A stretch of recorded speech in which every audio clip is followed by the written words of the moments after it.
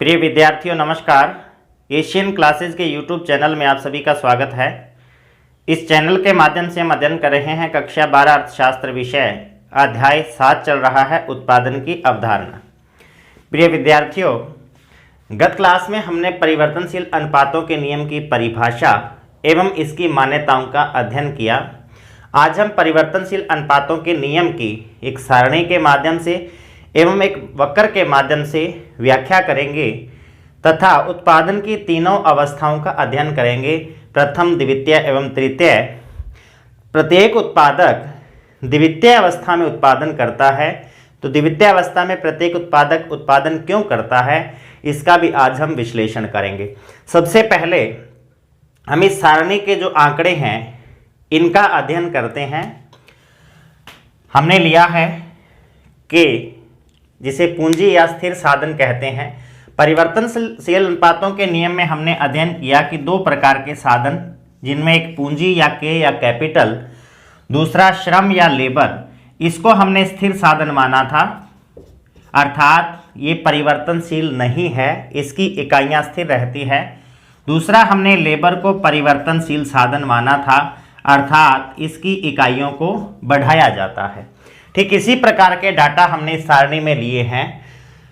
कुल उत्पादन के प्रत्येक मान के लिए जो के का मान है या स्थिर साधन का जो इकाइयों की संख्या है वो स्थिर रहती है। ये प्रत्येक उत्पादन के लिए 3 है।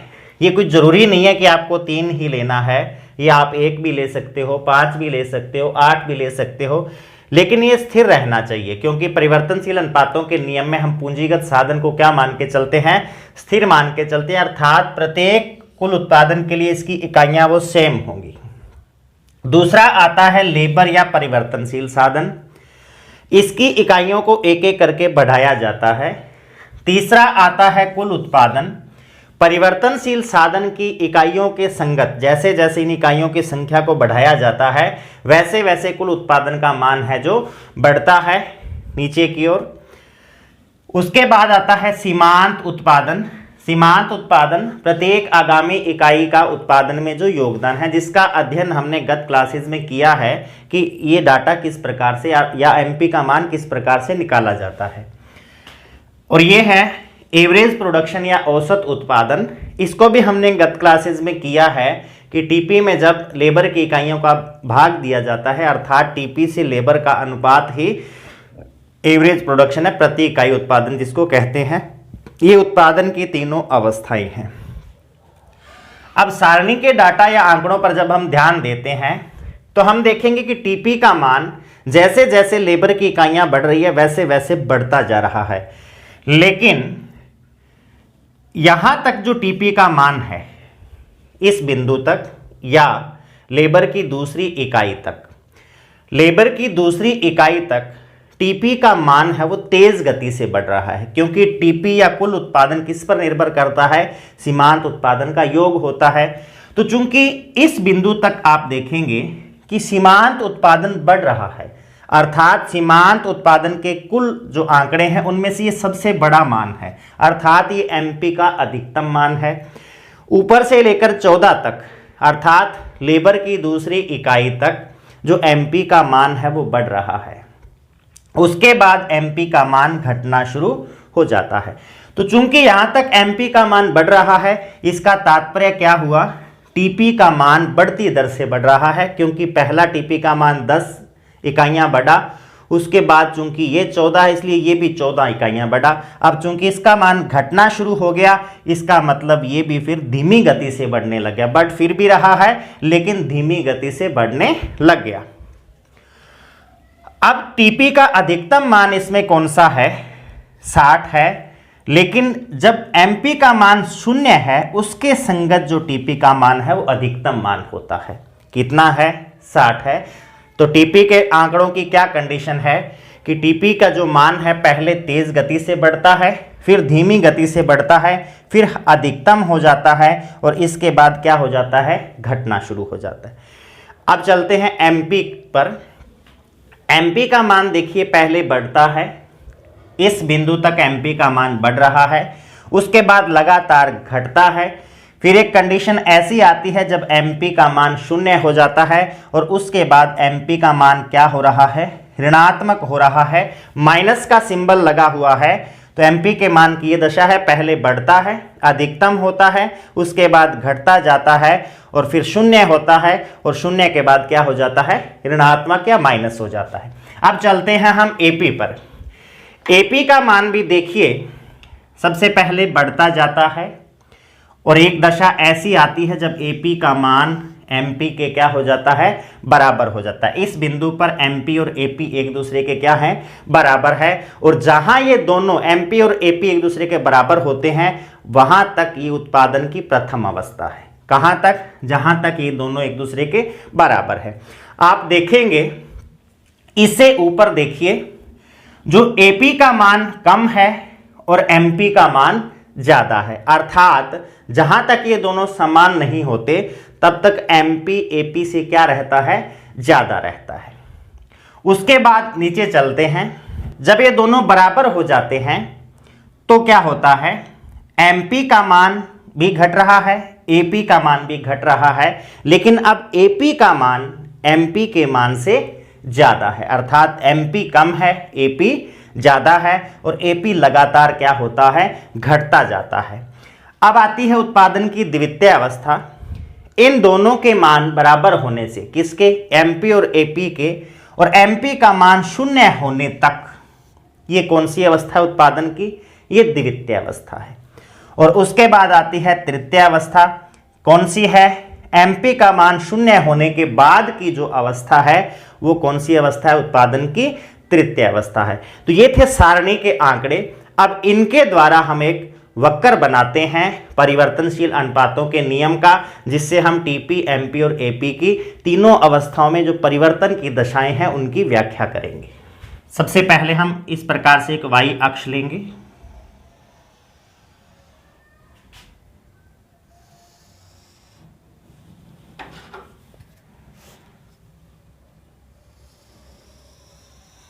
इधर हमने x अक्ष लिया है, ये हमारे पास y अक्ष है और ये हमारे पास x अक्ष है।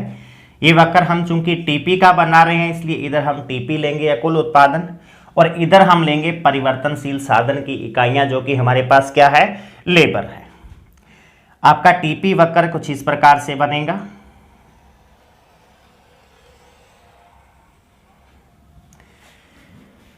ये हमारा TP वक्र है। अब इसके ठीक नीचे हमें क्या बनाना है, MP और AP का वक्र बनाना है। उसके लिए भी हम दो अक्ष बनाएंगे इस प्रकार से, इधर हम y अक्ष लेंगे और इधर हम x अक्ष लेंगे। ये हमारे पास x अक्ष है और ये हमारे पास y अक्ष है।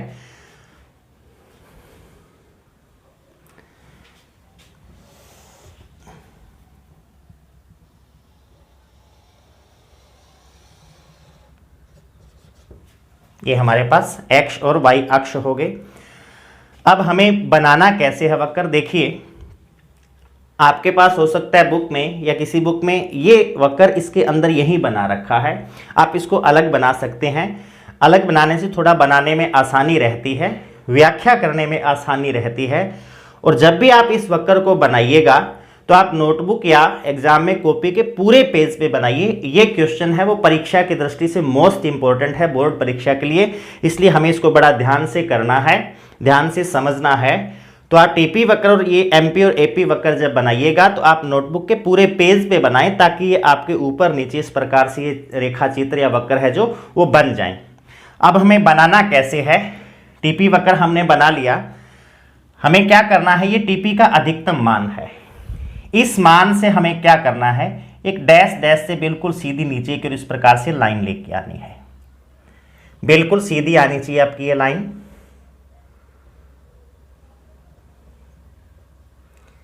इस प्रकार से यहां पर ये आ जाएगी।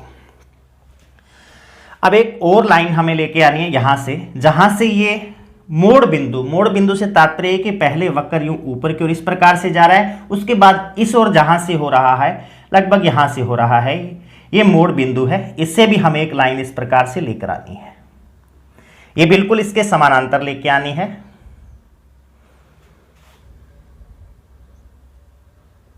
इस प्रकार से ये हमारे पास रेखा यहां पर आ जाएगी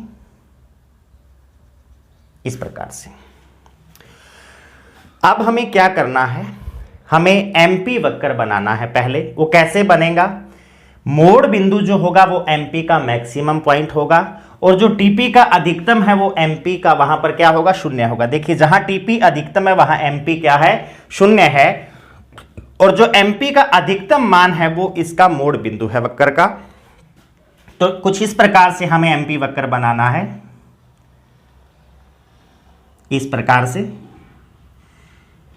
यहां से जैसे ही उसका मैक्सिमम पॉइंट आएगा वहां से एमपी घटना शुरू हो जाएगा और टीपी के अधिकतम मान पर वो क्या हो जाएगा, शून्य हो जाएगा। ये हमारे पास क्या आ गया है, एमपी वक्र आ गया है ये हमारे पास।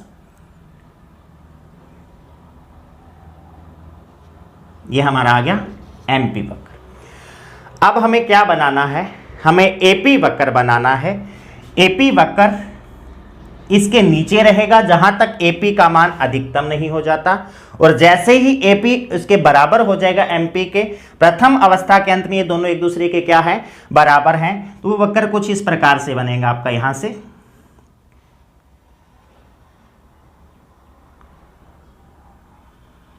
ये हमारा हो जाएगा एपी वक्र। तो हमने वक्र बनाए हैं। अब जो ये बिंदु है जहां पर दोनों एक दूसरे को काट रहे हैं, इसे हम ऊपर की ओर इस प्रकार से एक डैश डैश से लाइन ले जाएंगे, क्योंकि ये प्रथम अवस्था है इससे पहले की, इस प्रकार से ऊपर की ओर।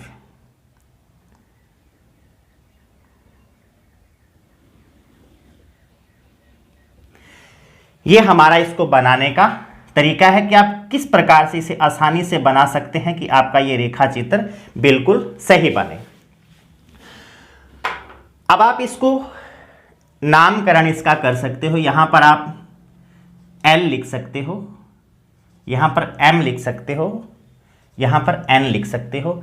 ठीक सेम यहां पर आप नीचे बिंदु L लिख सकते हो, यहां पर M लिख सकते हो, यहां N लिख सकते हो। इधर हमने लिया है AP और MP। मेरे ख्याल से सब बच्चों को ये वक्र बनाना बहुत अच्छी तरह से समझ आ गया होगा। अब हम इसकी व्याख्या करते हैं कि किस प्रकार से उत्पादन की अवस्थाएं हैं। देखिए प्रथम अवस्था है इस बिंदु से लेकर के और इस बिंदु तक, अर्थात O से लेकर M तक है वो उत्पादन की क्या है, प्रथम अवस्था। और O से लेकर L तक ये वाला जो बिंदु है ये है मोड़ बिंदु। ये कौन सा बिंदु है, मोड़ बिंदु है, ठीक है। और यहां से लेकर के जो उत्पादन, कुल उत्पादन अधिकतम होने तक की अवस्था है वो है उत्पादन की सेकंड अवस्था, और इसके बाद है जो आगे वो है उत्पादन की तृतीय अवस्था। अब देखिए इन दोनों वक्र के अंदर सबसे पहले एमपी का मैक्सिमम पॉइंट या अधिकतम बिंदु आता है, उसके बाद एपी का अधिकतम बिंदु आता है, और सबसे अंत में टीपी का अधिकतम बिंदु आता है। टीपी लगातार बढ़ रहा है। प्रथम अवस्था तक टीपी यहां तक या कुल उत्पादन यहां तक बढ़ती दर से बढ़ रहा है। बढ़ती दर से बढ़ने का तात्पर्य ये है कि टीपी का मान जो वो तेज गति से बढ़ रहा है। और ये मोड़ बिंदु है। मोड़ बिंदु देखिए यहां तक आप देखेंगे तो वक्र यूं इस प्रकार से जा रहा है वाई अक्ष की ओर, अर्थात इधर ज्यादा गति से बढ़ रहा है, इधर इसका मान है वो कम गति से बढ़ रहा है। इस बिंदु के बाद, मोड़ बिंदु के बाद टीपी की डायरेक्शन चेंज हो रही है, या यहां से वो इस ओर हो गया। तो इधर अब आप देखेंगे तो इधर जाने पे क्या हो रहा है, लेबर की इकाइयां बढ़ रही है। तो इसके बाद लेबर की इकाइयां भी बढ़ रही है, लेकिन टीपी का मान धीमे धीमे बढ़ रहा है, अर्थात टीपी वक्र यहां के बाद धीमे धीमे ऊपर की ओर जा रहा है, इधर भी जा रहा है। तो मोड़ बिंदु के बाद जो टीपी या कुल उत्पादन के बढ़ने की दर कैसी है, घटती दर है। और यहां तक टीपी क्या हो जाता है, अधिकतम हो जाता है, और अधिकतम होने के बाद टीपी क्या हो जाता है, घटना शुरू हो जाता है। तो यहां मोड़ बिंदु से पहले टीपी कैसी दर से बढ़ता है, बढ़ती दर से, बढ़ती दर से बढ़ना। मोड़ बिंदु के बाद कैसी दर से बढ़ रहा है, घटती दर से बढ़ना। इस बिंदु पर क्या हो रहा है, टीपी का मान क्या है, अधिकतम है, और अधिकतम के बाद टीपी क्या हो रहा है, घटना शुरू हो रहा है। अब हमें क्या ध्यान रखना है, जहां प्रथम अवस्था खत्म होती है उसके ठीक नीचे एपी और एमपी एक दूसरे के क्या होंगे, बराबर होंगे। अब यदि प्रश्न पूछा जाए कि यहां तक जो है वो टीपी बढ़ती दर से क्यों बढ़ता है, उसके बाद घटती दर से क्यों बढ़ता है। देखिए टीपी बढ़ रहा है क्योंकि एमपी का मान लगातार बढ़ रहा है। बढ़ती दर से बढ़ने का कारण यह होता है, देखिए आप उत्पादन में दो प्रकार के साधन काम में लेते हो, के और एल, पूंजी और लेबर। तो प्रारंभ में क्या होता है, जो हमारी पूंजीगत साधन होते हैं या जो मशीनें होती हैं उनमें उत्पादन की अतिरिक्त क्षमता होती है। उत्पादन की अतिरिक्त क्षमता से तात्पर्य यह है कि मान लीजिए यदि किसी मशीन को उसकी पूर्ण कुशलता तक कार्य करने के लिए 20 व्यक्तियों की जरूरत है या 20 लेबर की, 20 श्रमिक की जरूरत है, और उस मशीन पर यदि 10 व्यक्ति कार्य कर रहे हैं, इसका मतलब क्या है कि वो मशीन अपने पूर्ण उत्पादन क्षमता तक उत्पादन नहीं कर रही, उसके अंदर कुछ अतिरिक्त उत्पादन करने की क्षमता है।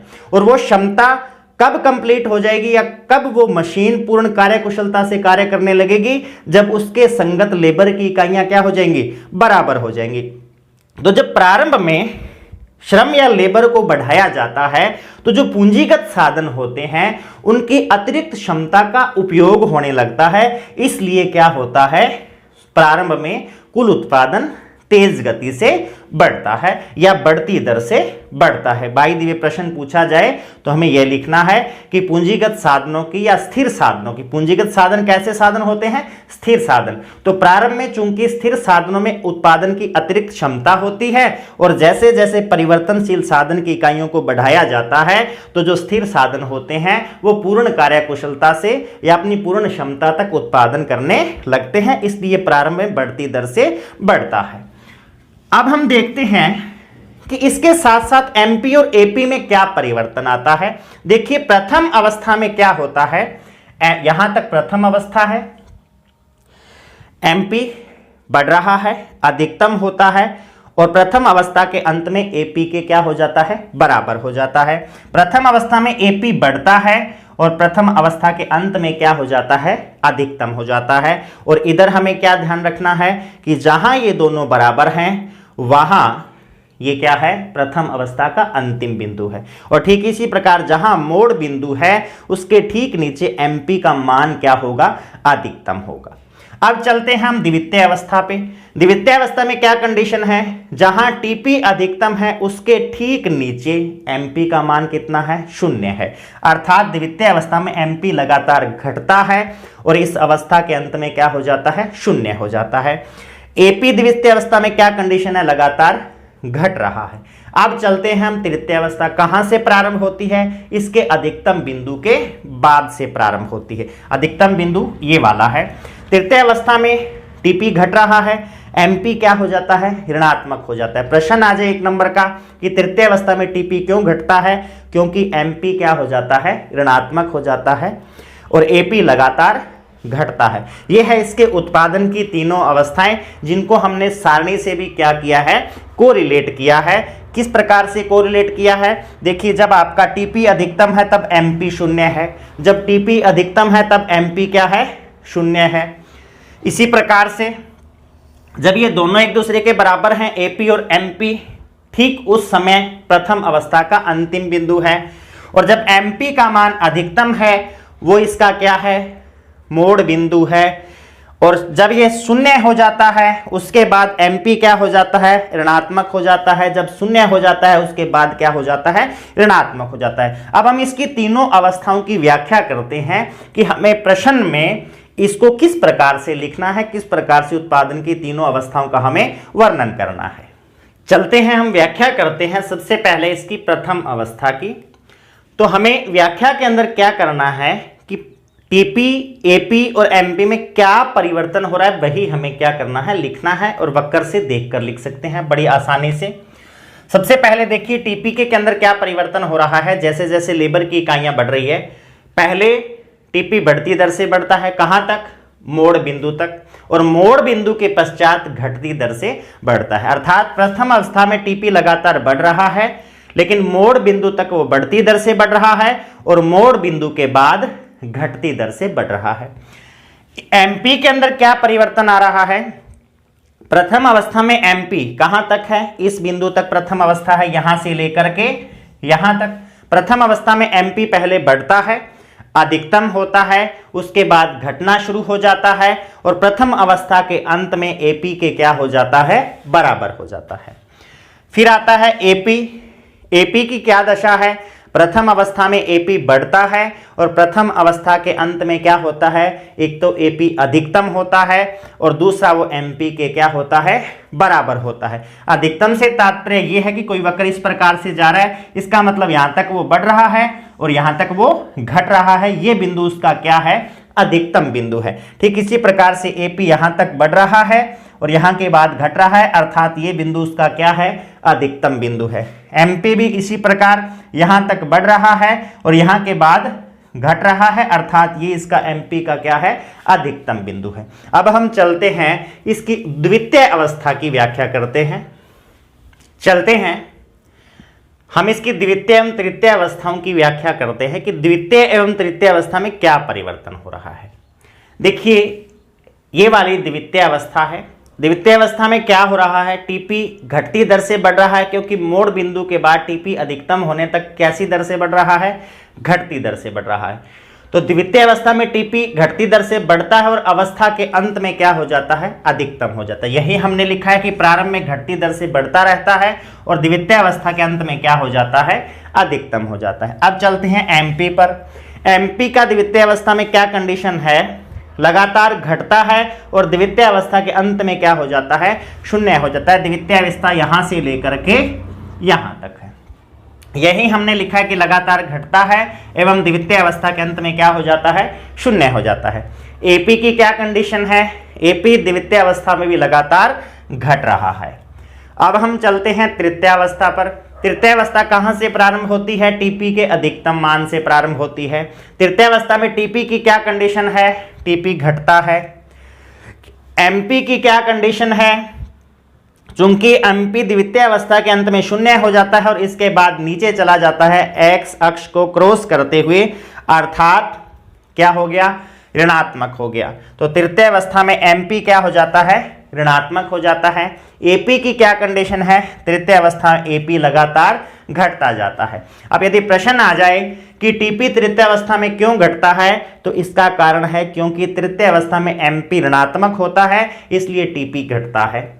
तो अब हम चलते हैं, व्याख्या करते हैं कि कोई भी उत्पादक प्रथम अवस्था में उत्पादन करेगा या द्वितीय अवस्था में उत्पादन करेगा या तृतीय अवस्था में उत्पादन करेगा, कौन सी अवस्था में उत्पादन करेगा और क्यों करेगा, इसकी हम व्याख्या करते हैं। तो चलिए व्याख्या करते हैं भी कोई भी उत्पादक इन उत्पादन की तीनों अवस्थाओं में से कौन सी अवस्था में उत्पादन करेगा। कोई भी उत्पादक का प्रमुख उद्देश्य क्या होता है? न्यूनतम लागत पर अधिकतम उत्पादन करना, अर्थात अधिकतम लाभ कमाया जा सके, और यह निर्णय वो अपने विवेक के अनुसार करता है, लागत की उत्पादन से तुलना करते हुए करता है। तो कोई भी उत्पादक द्वितीय अवस्था में उत्पादन करेगा और इस द्वितीय अवस्था को विवेकपूर्ण उत्पादन की अवस्था भी कहते हैं। क्यों करेगा? देखिए, प्रथम अवस्था से द्वितीय अवस्था के अंतिम बिंदु तक जो कुल उत्पादन है वो लगातार बढ़ रहा है, लेकिन यहां तक वो बढ़ती दर से बढ़ रहा है, उसके बाद घटती दर से बढ़ रहा है, लेकिन द्वितीय अवस्था में भी कुल उत्पादन क्या हो रहा है? बढ़ रहा है। तो जैसे जैसे कुल उत्पादन बढ़ेगा, उत्पादक का लाभ भी क्या होगा? बढ़ेगा। तो प्रथम अवस्था के बाद भी इस बढ़ते हुए उत्पादन का लाभ लेने के लिए कोई भी उत्पादक प्रथम अवस्था की बजाय कौन सी अवस्था में उत्पादन करेगा? द्वितीय अवस्था में उत्पादन करेगा। तृतीय अवस्था में उत्पादन नहीं करेगा। क्यों नहीं करेगा? क्योंकि तृतीय अवस्था में प्रवेश करते ही कुल उत्पादन घटना शुरू हो जाता है। किस कारण से? क्योंकि एमपी ऋणात्मक हो जाता है। अर्थात इसके बाद यदि लेबर की इकाइयां बढ़ाई जाती है, किसके बाद? जहां एमपी शून्य हो जाता है, तो लेबर की इकाइयां बढ़ाएंगे तो मजदूरी के रूप में भुगतान करना पड़ेगा, अर्थात लागत क्या हो रही है, बढ़ रही है। लेकिन इस लागत के बढ़ने के साथ साथ कुल उत्पादन क्या हो रहा है, घट रहा है। अर्थात इस बिंदु के बाद उत्पादक को हानि होना शुरू हो जाती है, इसलिए कोई भी उत्पादक तृतीय अवस्था में प्रवेश नहीं करेगा। तो वो कौन सी स्टेज में उत्पादन करेगा, द्वितीय अवस्था में ही उत्पादन करेगा। और इस द्वितीय अवस्था को क्या कहते हैं, विवेकपूर्ण उत्पादन की अवस्था भी कहते हैं। अब हम चलते हैं इस नियम की उपयोगिता क्या है। देखिए, हमने द्वितीय अवस्था में उत्पादन की व्याख्या की है। उत्पादक का लक्ष्य है न्यूनतम लागत पर अधिकतम उत्पादन करना। तो इन दशाओं का विश्लेषण जब उत्पादक करता है तो वो किसके द्वारा करता है, इस नियम के द्वारा ही करता है। तो यही इस नियम की उपयोगिता है कि किस प्रकार से न्यूनतम लागत पर अधिकतम उत्पादन किया जा सके। तो ये था परिवर्तनशील अनुपातों का नियम, जिसकी हमने व्याख्या की, इसका अध्ययन किया। बोर्ड परीक्षा की दृष्टि से ये क्वेश्चन मोस्ट इंपॉर्टेंट है, इसलिए आप सब ने इसको बहुत अच्छी तरह से तैयार करना है। उत्पादन की अवधारणा अध्याय के अंदर ये अंतिम बिंदु था। नेक्स्ट क्लास में हम नेक्स्ट अध्याय प्रारंभ करेंगे। धन्यवाद।